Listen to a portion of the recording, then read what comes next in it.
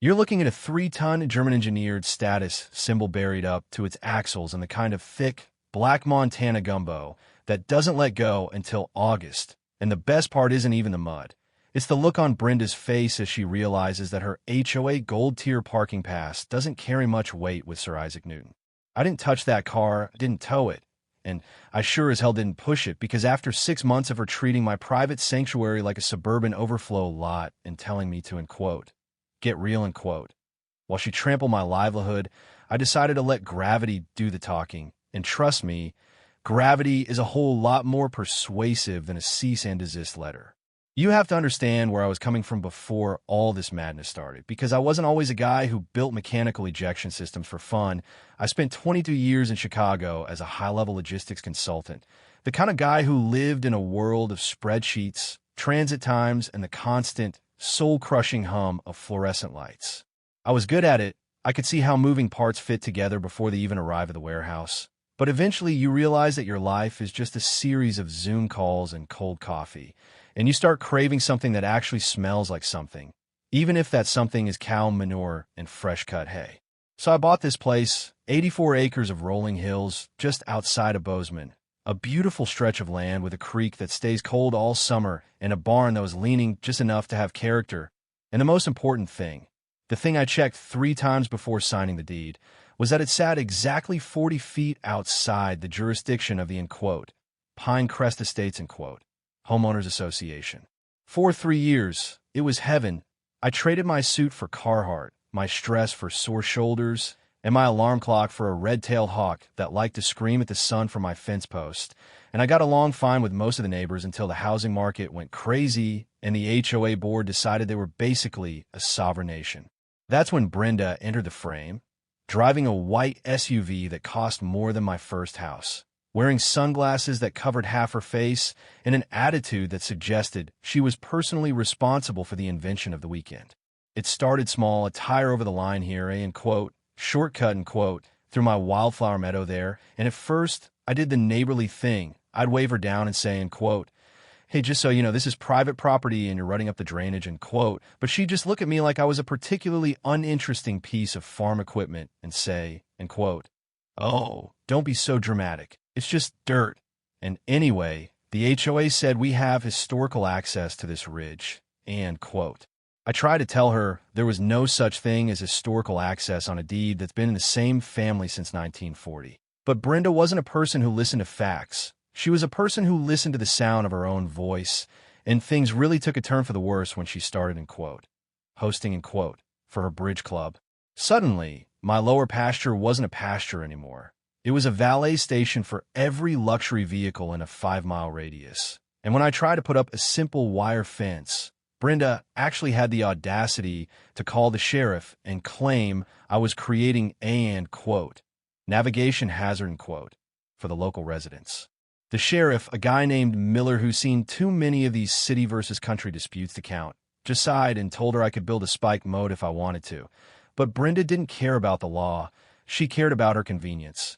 And she was convinced that because my land looked, empty, to her, it was essentially public domain.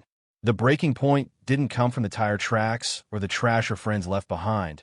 It came on a Tuesday afternoon when I was tending to Silas, my oldest gelding, a horse who's been my best friend through the transition from the city to the sticks.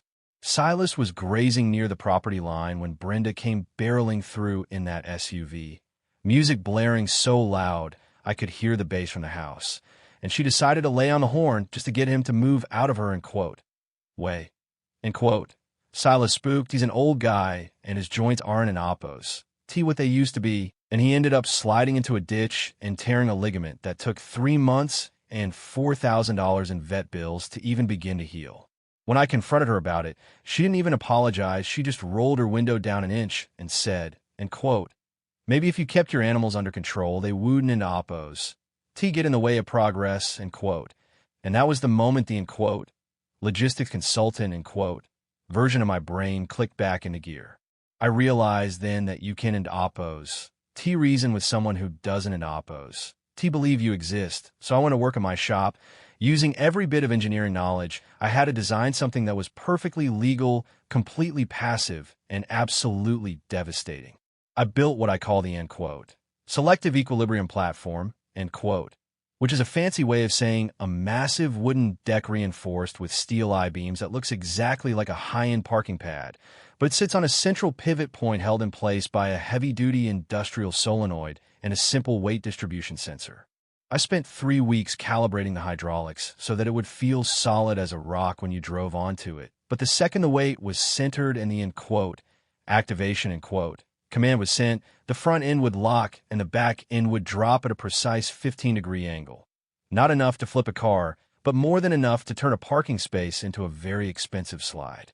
I didn't oppose. T just build it and hide it though, because I wanted this to be a lesson in choice, so I spent another week installing signs that were so bright they practically glowed in the dark. End quote. Danger. Active test site. End quote. End quote. Unstable ground. End quote. End quote. No vehicles beyond this point. End quote. And my personal favorite. End quote. Automated ejection system in effect. End quote. I even sent a certified letter to the HOA board, Brenda included, stating that I was conducting structural integrity tests on my land and that any unauthorized vehicle entering the marked zone was doing so at their own peril and would be subject to, end quote, gravitational relocation. End quote. Brenda, of course, took this as a personal challenge because in her mind, a sign is just a suggestion for people who don and oppose to have a high credit score. The morning it happened was one of those crisp blue sky days where everything feels too quiet, and I was sitting on my porch with my camera running, just watching as that white SUV turned off the main road and headed straight for my, end quote, test site. End quote. She saw the new platform. I could see her slow down for a second, her brain probably processing that it looked like a VIP spot I'd built just for her. And she drove right past 3, end quote, do not enter, end quote, signs and a flashing yellow light. I'd rigged up. She pulled onto the platform, centered the car perfectly, and stepped out with that smug look of victory. But before she could even lock the doors, I walked out with a megaphone and said, end quote, Mon Oppos, you're currently parked on a kinetic weight distribution testbed. You have 30 seconds to vacate the area before the system initializes, end quote. She just laughed. She actually stood there on my grass, pointed at me, and shouted, end quote, I'm a board member of Pinecrest. You can't tell me where to stand. So go ahead, do your little oppos, test and oppos. I'm not moving, end quote. I gave her one more chance. I told her the physics didn't oppose. T care about her board status. But she just folded her arms and yelled, end quote. Do it then. Prove how big a man you are, end quote. So, I didn't oppose. T say another word. I just reached into my pocket, pressed the remote, and let the laws of the universe take over. There was this deep, metallic clack as the solenoid released, and the back of the platform dropped so smoothly it almost looked like a magic trick, and because I greased the runners with industrial-grade lubricant, that $80,000 SUV didn't oppose. T just sit there. No started to glide. Brenda's scream was the most honest sound I'd ever heard her make as she watched her car slide backward, slow and steady, right off the edge of the platform and into the 4-foot-deep mud trench I'd spent the previous afternoon saturating with a garden hose. The sound it made when it hit the bottom was a wet, heavy thwack that you could feel in your teeth, and suddenly, that luxury vehicle was half buried, tilted at a 40-degree angle, with mud oozing into the tailpipes and the end quote, Pinecrest, end quote, sticker on the bumper covered in Montana silt. The fallout was predictable but glorious. Brenda called the police, claiming I'd, end quote, launched, end quote, her car with a catapult. But when the deputies arrived and saw the mountain of warning signs, the certified mail receipts, and the video of Brenda literally screaming, end quote, do it, end quote, and me, they couldn't oppose to even keep a straight face. The deputy just looked at the car, then at the sign that said, end quote, gravitational relocation in progress, end quote, and told Brenda that since she'd been warned and had technically given verbal consent for the, end quote, test, end quote, it was a civil matter and he wasn't oppose. T going to cite me for her choosing to park on a giant seesaw.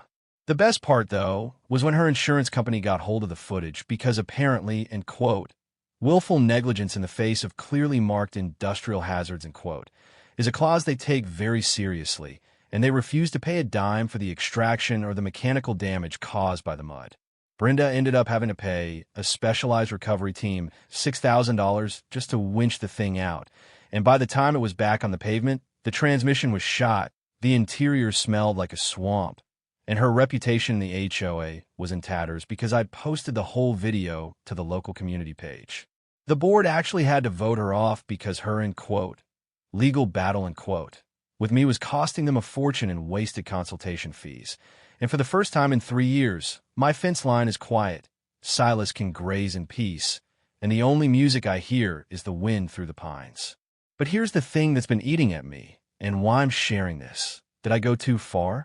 Some people in town say I was being, in quote, malicious, in quote, by building something I knew she'd fall for, and that a neighborly person would have just kept calling the cops until they did something. But then I think about Silas, and I think about the 3 years of being treated like a ghost on my own land. And I wonder if sometimes the only way to get through to people who think they're above the rules is to show them that nature and physics don't and oppose to give a damn about their status. Was it justice? Or was it just a very expensive prank that makes me just as bad as her? I'd love to know what you guys think, because out here, the line between defending your home and being a jerk can get pretty muddy. Literally. So let me know in the comments if you would have pulled the lever, or if I should have just kept my head down and ignored the tracks.